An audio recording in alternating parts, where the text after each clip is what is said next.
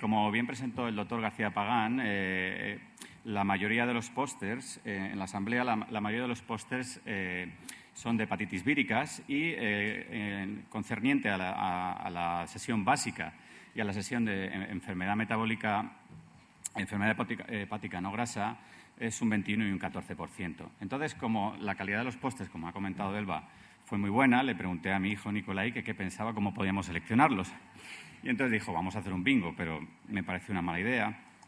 Entonces, lo próximo que hice fue hacer un tag de las palabras clave que salían en todos los pósters concernientes a estas comunicaciones. Y había palabras como mitofagia, como el espliceosoma, como el secretoma, como la hipoxia, como el microbioma, que aparecían muchas más veces que el resto.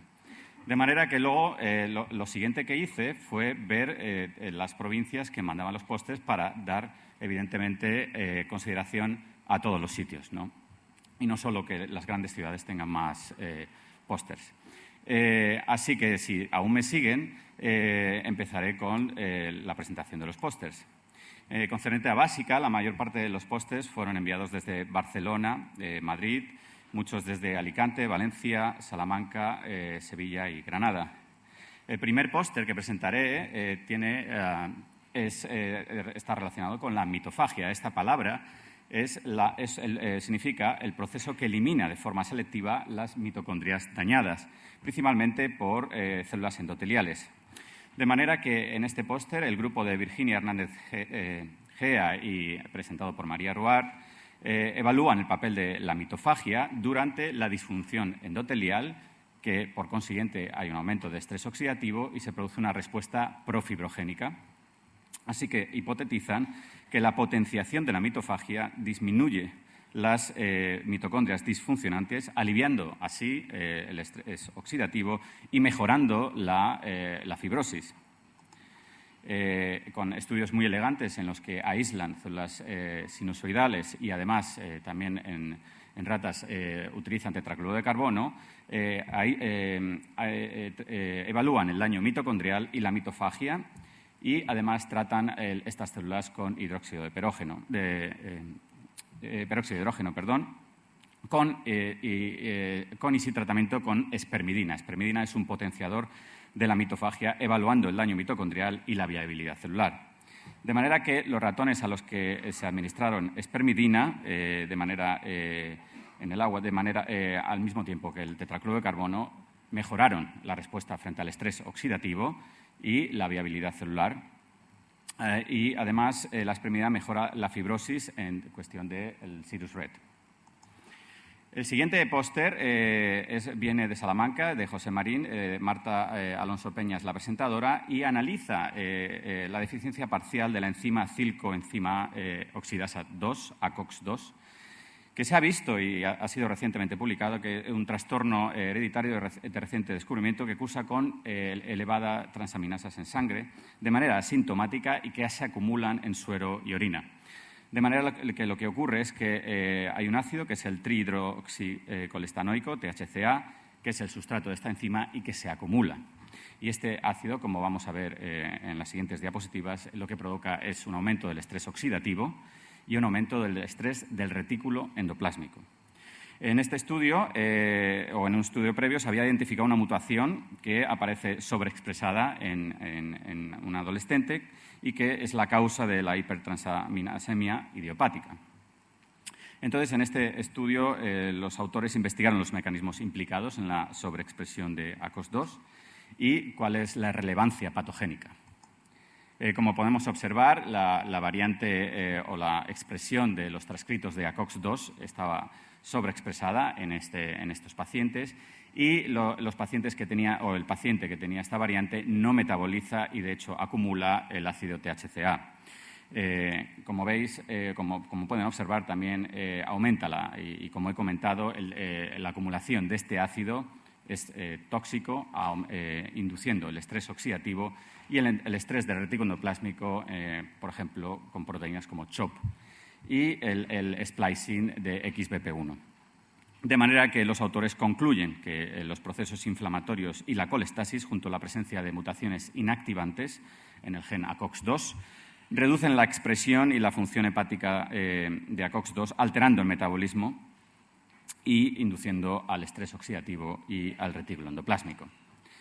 La siguiente comunicación es me he tomado la libertad de escogerla de mi laboratorio porque además asocia también el estrés del retículo endoplásmico con el daño frente a paracetamol.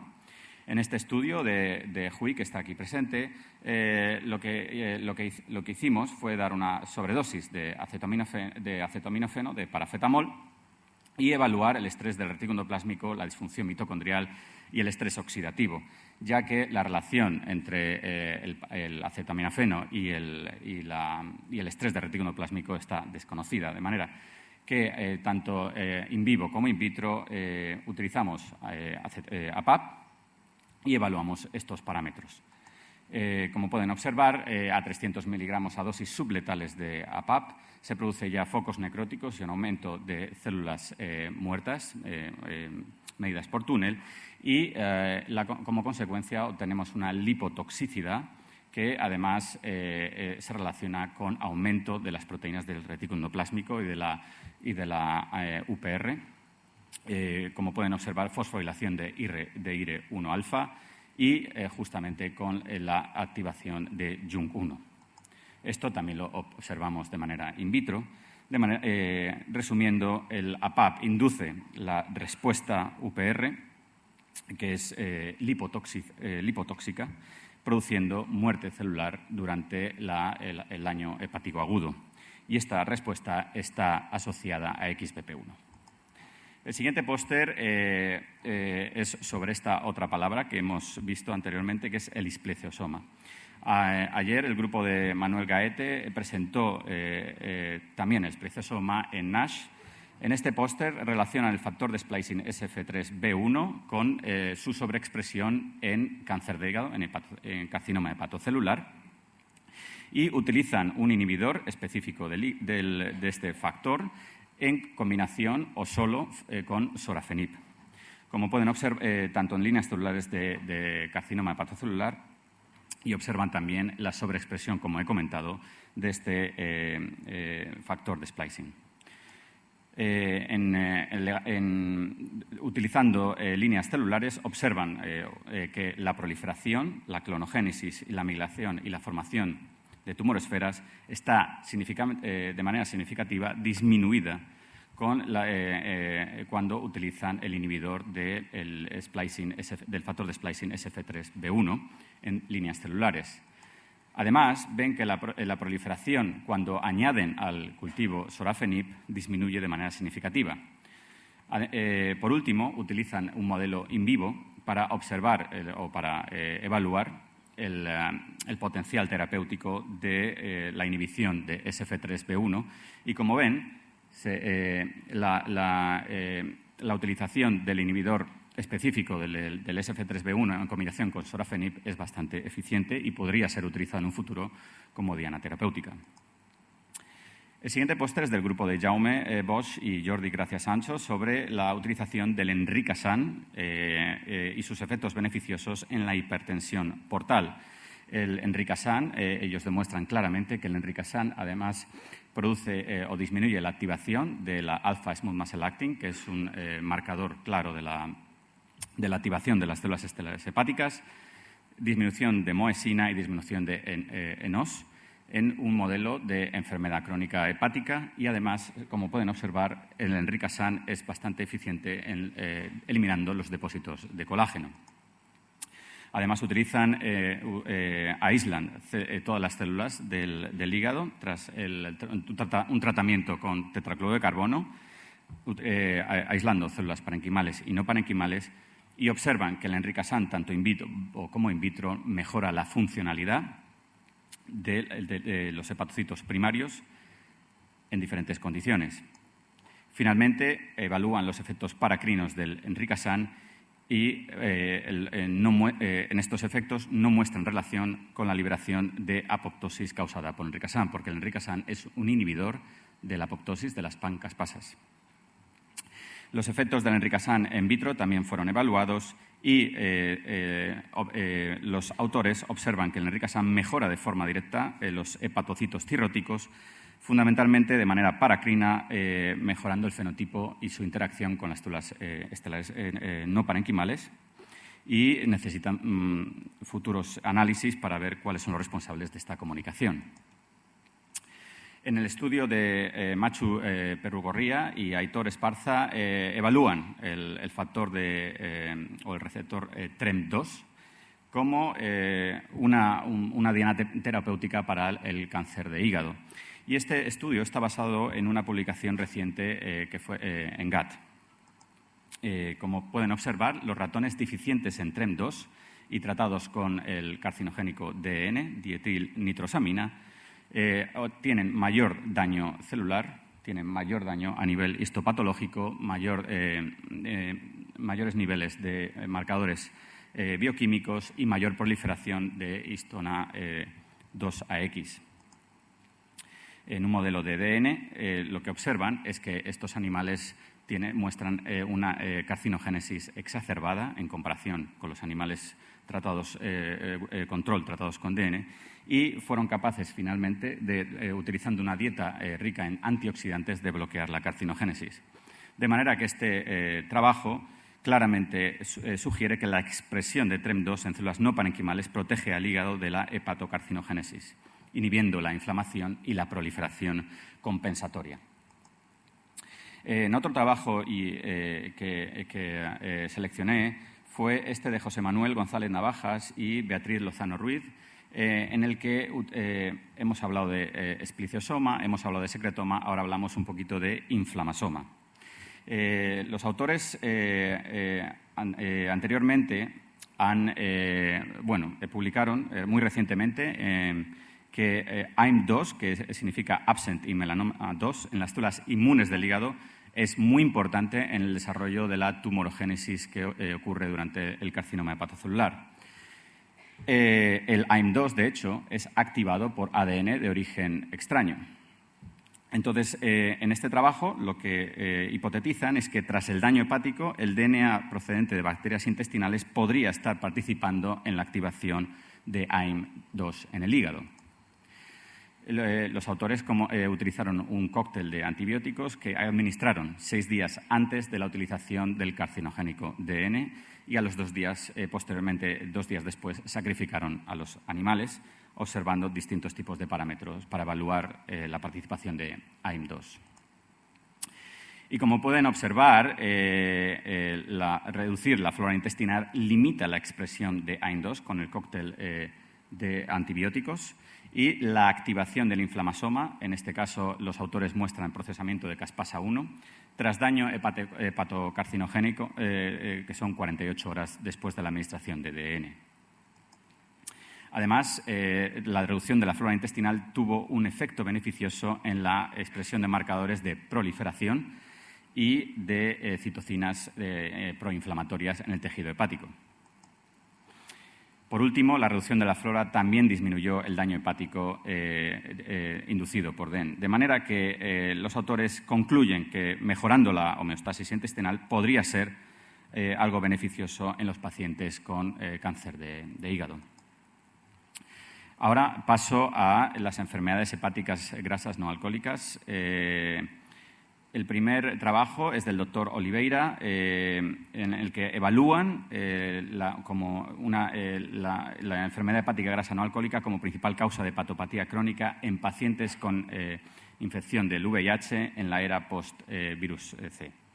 Entonces, la alteración crónica de la bioquímica hepática no es un hecho infrecuente en el seguimiento de los pacientes infectados por VIH y que reciben tratamiento o terapia antirretroviral.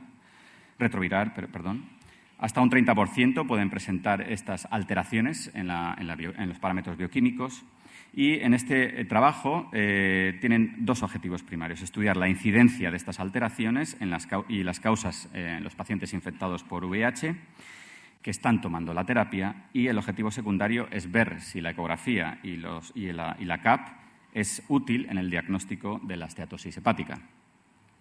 Los pacientes que utilizaron, como he comentado, recibieron terapia antirretroviral y mantienen una viremia prácticamente indetectable. El estudio es protocolizado y lo que observan es que el 85% de los pacientes que diagnosticaron, de los 111 que utilizaron en el estudio, tenían ENA. En este diagnóstico, el 54% se realizó mediante biopsia hepática y en un 46% mediante ecografía y CAP. En 17 de los pacientes se encontraron otro tipo de causas que produjeron estas alteraciones bioquímicas de parámetros bioquímicos. De manera que la rentabilidad del CAP y la ecografía fue bastante elevada y se puede dar por buena. Entonces, como conclusiones, la enfermedad hepática grasa no alcohólica es la causa principal de las alteraciones bioquímicas, presentándose esteatohepatitis en más de la mitad de los pacientes y algún grado de fibrosis en el resto. Y, como he comentado, la ecografía y el CAP son excelentes métodos diagnósticos para la esteatosis en pacientes, al menos en esta cohorte de pacientes infectados con VIH. El siguiente trabajo viene de Alicante, de Rubén Francés y Pablo Bellot, en el que muestran una de las palabras clave también que encontramos, la psoriasis, las altas enfermedades inflamatorias sistémicas que aparecen en enfermos con ENA. Los enfermos de ENA tienen un riesgo entre 1,5 y 3 veces mayor en comparación con la población general. De manera que en este estudio también ven o intentan evaluar la translocación de productos bacterianos en la cohorte de pacientes que tienen ENA y psoriasis y que muestran psoriasis. Se incluyen 71 pacientes con psoriasis y todos los pacientes fueron diagnosticados con esteatosis hepática, analítica general, citocinas y la presencia de fragmentos de ADN bacteriano. Y además, los pacientes fueron confirmados con una elastografía hepática mayor de 8 kilopascal. Como pueden observar, los niveles de citocinas inflamatorias, tanto de TNF como de interleuquina 6, son mayores en los pacientes esteatóticos, pero muestran una tendencia, aunque no es significativa. Sin embargo, la esteatosis es una complicación prevalente en pacientes con psoriasis y su presencia se relaciona con un mayor grado de respuesta inflamatoria sistémica. La presencia de ADN bacteriano, pues aquí tenemos los pacientes esteatóticos y los no esteatóticos y los autores concluyen que la presencia de ADN bacteriano solo es visible en los pacientes con esteatosis. Sin embargo, la prevalencia de fibrosis hepática y esteatohepatitis no parece estar aumentada en este grupo de pacientes. En el siguiente trabajo, el grupo de Carmelo García Monzón y la autora María del Mar Martínez Sánchez presentan la hipoxia, el factor de hipoxia 2-alfa, y lo relacionan con la translocasa CD36 en el hepatocito. El objetivo de este trabajo fue evaluar el impacto del HIF2-alfa sobre la expresión y la función del ácido graso translocasa CD36 en la patogenia de la ENA. Y utilizaron ratones deficientes en el gen VHL. Como ven, estos ratones tienen características histológicas perfectamente compatibles con pacientes de ENA y niveles bastante elevados de CD36, que son capaces de bloquear cuando hacen animales knockouts dobles para VHL y HIF2-alfa. Asimismo, los autores determinaron la expresión hepática de HIF2-alfa y CD36 por inmunohistoquímica en pacientes tanto con ESNA como con ENA y observan que hay una marcada expresión intrahepática de HIF2-alfa y CD36, concluyendo que estos dos marcadores pueden ser bastante eficientes en el pronóstico de ESNA y ENA. El grupo de Montserrat Marí presenta un estudio que hace muy relacionado con otro recientemente publicado por el grupo de Fran Take, en el que utilizan knockouts para linfocitos NK3 y lo que observan es que la ausencia de linfocitos NK3 agrava la ENA. Y esto lo observan principalmente en ratones macho. Utilizan estos ratones, que son los CD1 de knockout, y les dan una dieta alta o rica en grasa, con restricción de metionina y deficiente en colina, o una dieta normal. y utilizan los dos géneros, machos y hembras. Y observan que el daño hepático está aumentado tanto a nivel de transaminasas como a nivel de colesterol, a nivel de fibrosis, como marcadores como la asma, y a nivel del MCP1 en el hígado. De manera que la ausencia de estos linfocitos parece que incrementa el daño hepático. Como he comentado, en ratones macho la deposición de colágeno y de matriz extracelular era mucho mayor que en las hembras. De manera que los autores concluyen que la ausencia de células NKT agravan la ENA en ratones macho, pero que la disparidad de resultados requiere mayores investigaciones. Por último, me gustaría señalar este trabajo del grupo de Manuel Romero y que presenta Antonio Gil Gómez, que es la caracterización de un nuevo modelo animal de esteatohepatitis no alcohólica y en el que los autores se plantean desarrollar un modelo murino que recapitulara todos los eventos de la enfermedad en humanos y utilizan una dieta rica en grasas saturadas y colesterol, con un 40% de kilocalorías en grasas, 1% colesterol y 42 gramos por litro de glucosa y fructosa en la bebida, sacrificando a los animales a diferentes tiempos de la enfermedad crónica hepática, 13 semanas, 26 semanas, 39 semanas y al año. Como pueden observar, la dieta que fue administrada durante un año, 52 semanas, produce un aumento en el peso y en el índice de masa corporal y, como muestran aquí, se produce un aumento macroscópico del hígado, hepatomegalia, con coloración amarillenta y aspecto graso. Además, a nivel histopatológico se observa una marcada esteatosis, que es macro y microvesicular, acompañada de un componente inflamatorio, que es periportal y periductular, y además los hepatocitos presentan ballooning y fibrosis moderada. Asimismo, observan cambios en el perfil hepático a nivel de transaminasas y dislipidemia y resistencia a la insulina. Como pueden observar, además, a esta etapa ya son claros los focos de alteraciones celulares con nódulos y hepatocarcinoma bien diferenciado que los autores observan utilizando Glypican-3. Finalmente, realizaron una transcriptómica de estos animales y vieron que la alfa-fetoproteína, el TNF-alfa, el TGF-beta y el colágeno 1A1 presentaban diferencias progresivas durante los estadios tempranos del modelo murino que presentan. Había alteraciones relacionadas con el metabolismo de lípidos y señalización inflamatoria, mientras que en las últimas etapas de la enfermedad el estrés oxidativo, cambios en el sistema inmune innato y la senescencia eran los protagonistas. También observaron cambios en MIRS y en genes relacionados con pluripotencia, concluyendo que este modelo puede englobar o engloba las principales características clínicas e histológicas que definen la enfermedad en el humano y además presentan un estudio del miRNA-OMA de la ENA y su utilización en el futuro como posibles nuevos biomarcadores. Muchísimas gracias por su atención.